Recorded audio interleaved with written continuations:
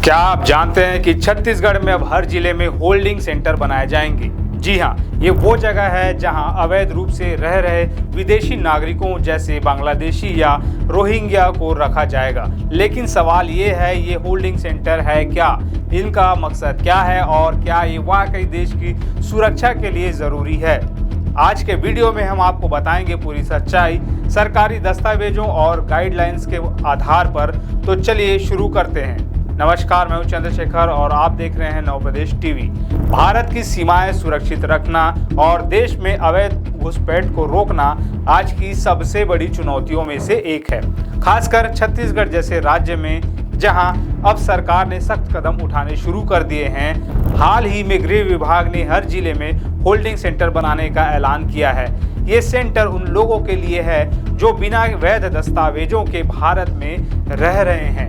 आज हम बात करेंगे कि ये होल्डिंग सेंटर क्या है, इनमें क्या होता है और छत्तीसगढ़ में ये क्यों बनाए जा रहे हैं। साथ ही हम असम के डिटेंशन सेंटर का उदाहरण भी देखेंगे जहां पहले से ही ऐसी व्यवस्था चल रही है। तो वीडियो को आखिर तक देखें और जानें सारी बातें आसान भाषा में।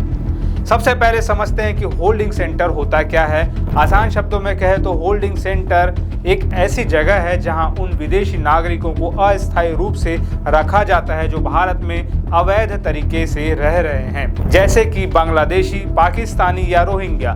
इन सेंटर्स का मकसद है ऐसे लोगों की पहचान करना, उनके दस्तावेजों की जांच करना और कानूनी प्रक्रिया पूरी होने तक उन्हें नियंत्रित रखना। ये सेंटर डिटेंशन सेंटर की तरह ही काम करते हैं, लेकिन इनका फोकस अस्थायी हिरासत पर होता है। मतलब यहाँ किसी को लंबे समय तक नहीं रखा जाता।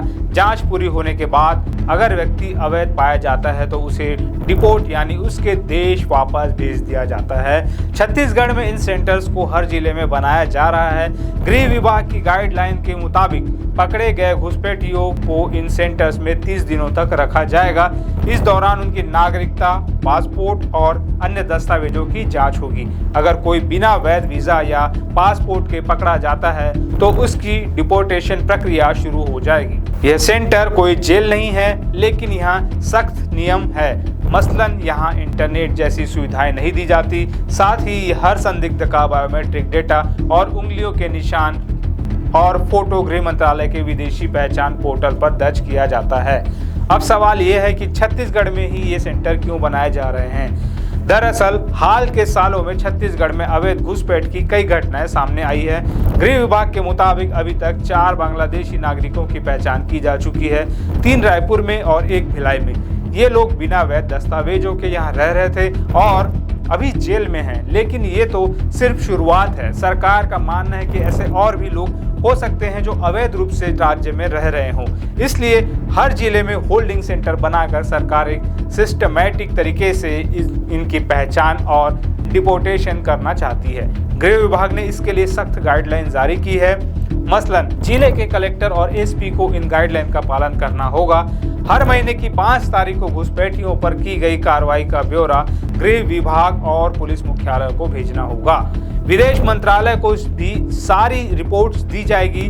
छत्तीसगढ़ के अपर मुख्य सचिव मनोज कुमार पिंगुआ ने साफ कहा है कि केंद्र सरकार के नियमों के तहत घुसपैठियों पर कार्रवाई होनी चाहिए। यानी ये सिर्फ राज्य सरकार का फैसला नहीं बल्कि केंद्र सरकार की नीति का हिस्सा है। अब बात करते हैं कि इन होल्डिंग सेंटर्स में आखिर होता क्या है। जब कोई संदिग्ध घुसपैठिया पकड़ा जाता है तो उसे सबसे पहले होल्डिंग सेंटर लाया जाता है। यहाँ 30 दिनों की जांच प्रक्रिया शुरू होती है।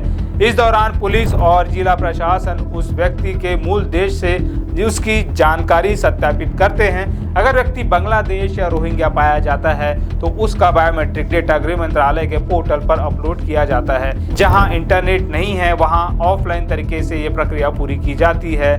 जांच पूरी होने के बाद अगर व्यक्ति अवैध पाया जाता है तो उसकी डिपोर्टेशन की प्रक्रिया शुरू होती है। इसके लिए विदेश मंत्रालय और संबंधित देश के दूतावास से संपर्क किया जाता है। लेकिन ये प्रक्रिया इतनी आसान नहीं है। कई बार दूसरे देश अपने नागरिकों को स्वीकार करने में आनाकानी करते हैं। ऐसे में डिपोर्टेशन में देरी हो सकती है। फिर भी होल्डिंग सेंटर्स का मकसद है कि कम से कम ऐसे लोगों को भारत में खुलेआम घूमने से रोका जाए। अब चलिए असम की बात करते हैं, जहां डिटेंशन सेंटर पहले से ही काम कर रहे हैं। एक सरकारी रिपोर्ट के मुताबिक जनवरी 2020 तक भारत में 10 डिटेंशन सेंटर थे, जिनमें से 6 अकेले असम में हैं। इन सेंटर्स में करीब 1133 लोग रखे गए थे, जिनमें 98% बांग्लादेशी और बाकी म्यांमार के रोहिंग्या थे। असम में ये सेंटर्स इसलिए बनाए गए क्योंकि वहां बांग्लादेशी घुसपैठियों की संख्या बहुत ज़्यादा थी। वहां विदेशी न्यायाधिकरण ऐसे लोगों को विदेशी घोषित करते हैं जिनके पास वैध दस्तावेज नहीं होते। इसके बाद उन्हें डिटेंशन सेंटर्स में भेजा जाता है। लेकिन असम में डिटेंशन सेंटर्स को लेकर कई सवाल भी उठे हैं। कुछ लोग कहते हैं कि इन सेंटर्स में सुविधाएं बहुत कम हैं। वहीं सरकार का कहना है कि ये सेंटर्स देश की सुरक्षा के लिए ज़रूरी है। छत्तीसगढ़ के होल्डिंग सेंटर्स भी असम की तर्ज पर काम करेंगे, लेकिन सरकार का दावा है कि यहाँ प्रक्रिया को और पारदर्शी और तेज किया जाएगा। अब सवाल ये है, क्या होल्डिंग सेंटर्स बनाना सही कदम है? एक तरफ सरकार का कहना है कि ये देश की सुरक्षा और कानून व्यवस्था के लिए ज़रूरी है। अवैध घुसपैठ से न सिर्फ सुरक्षा को खतरा है, बल्कि स्थानीय संसाधनों पर भी बोझ पड़ता है। दूसरी तरफ कुछ लोग इसे मानवाधिकारों के खिलाफ मानते हैं। उनका कहना है कि कई बार गरीब और मजबूर लोग ऐसे रोहिंग्या शरणार्थी बिना किसी गलती के इन सेंटर्स में फंस जाते हैं। लेकिन सच तो ये है, इस मुद्दे के दो पहलू है। एक तरफ देश की सुरक्षा, दूसरी तरफ इंसानियत। छत्तीसगढ़ सरकार ने साफ किया है कि होल्डिंग सेंटर्स में सिर्फ अवैध घुसपैठियों को रखा जाएगा और जांच प्रक्रिया को निष्पक्ष रखा जाएगा। फिर भी इस सिस्टम को लागू करने में पारदर्शिता और जवाबदेही बहुत जरूरी है। आज हमने जाना कि छत्तीसगढ़ में बन रहे होल्डिंग सेंटर्स क्या है, इनका मकसद क्या है और ये कैसे काम करेंगे। साथ ही असम के डिटेंशन सेंटर से हमें ये भी समझ आया कि ऐसी व्यवस्था में चुनौतियां भी कम नहीं हैं। आपके क्या विचार है? क्या आपको लगता है कि होल्डिंग सेंटर देश की सुरक्षा के लिए ज़रूरी है या इनमें सुधार की ज़रूरत है? अपनी राय कमेंट बॉक्स में ज़रूर बताएं और अगर आपको ये वीडियो पसंद आया तो लाइक, शेयर और सब्सक्राइब करना ना भूलें। बेल आइकन दबाएं ताकि आपको हमारे नए वीडियोज़ की नोटिफिकेशन मिले।